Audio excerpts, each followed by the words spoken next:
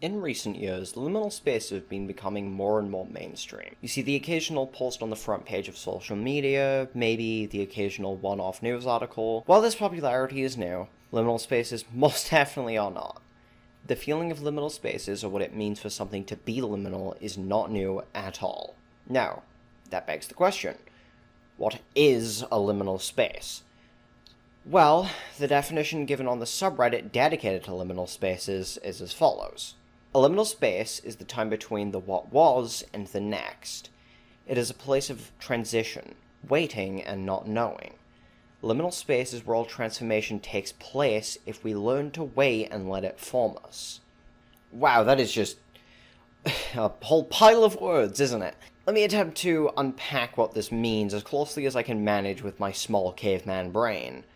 The first, and possibly the broadest definition of liminal spaces, is the time between what was and what is next. A lot of what you can see in the images of liminal spaces is, well, a whole lot of nothing.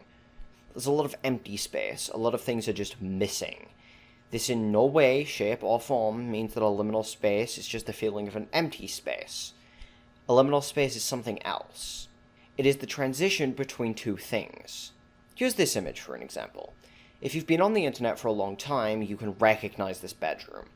It's from a video originating in 2009 of a kid freaking out, aptly named Greatest Freak Out Ever. There's a lot happening in the video. There's a lot of energy. There's a lot of things happening. Now, this image just takes all of that away. It takes away that energy. It takes away the thing that is naturally supposed to be in that space, aka the kid freaking out. Liminal spaces are the lack of what is supposed to be. The in-between of something that used to be and what is coming next. It's similar to the feeling of emptiness, but is in no way the exact same. Well, that is the definition for what a liminal space is, functionally. If you haven't heard of what a liminal space is before, then you are still probably wondering, what the fuck is a liminal space? And, well, the best way to explain is through example. Here's the backrooms. You have most likely seen or at least heard of them. Here's the basis.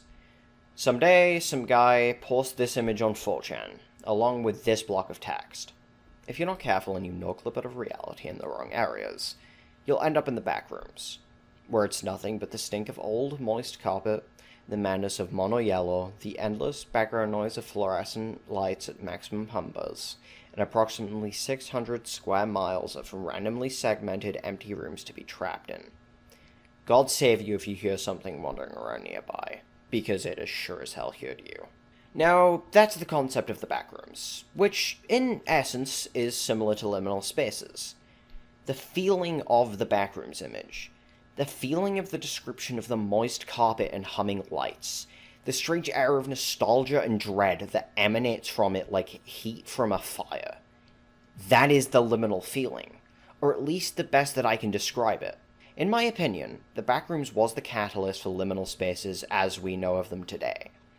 They were always there, but the backrooms definitely sparked the want for knowledge about these kinds of images and spaces. If I had to sum up the feeling of what a liminal space is in only one word, I think that word would be wrong. There's just something wrong with all of these images. Something unnatural, something off. Like something is missing, or as if there's too much there that I don't understand. Even though objectively the image is simple.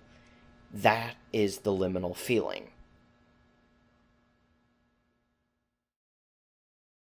Gmod, one of the most popular games on all of Steam, with the biggest Steam Workshop page, period. Gmod was originally a Half-Life 2 mod, which eventually developed into its own full Source Engine game. The Source Engine is what most Valve games, like Portal and Half-Life, are made with. If you've played through either of these games, Portal and Half-Life, you would have noticed something. The weird, eerie feeling about them. This eerie feeling carried over to Gmod, with it using the same source engine. But the thing about Gmod is the fact that it's a sandbox game. So naturally there are less things around you because the player has to spawn the items. There's less naturally spawning things. And if you don't spawn items and NPCs around you, well, you're left with things like this.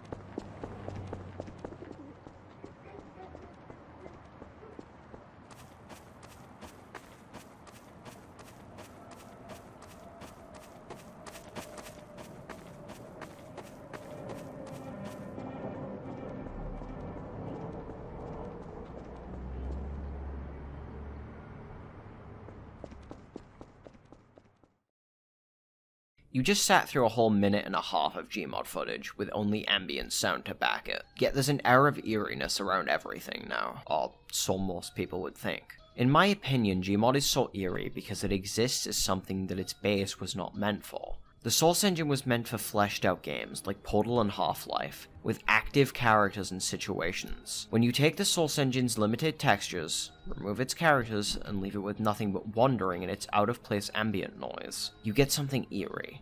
Something inherently wrong, something almost liminal in nature.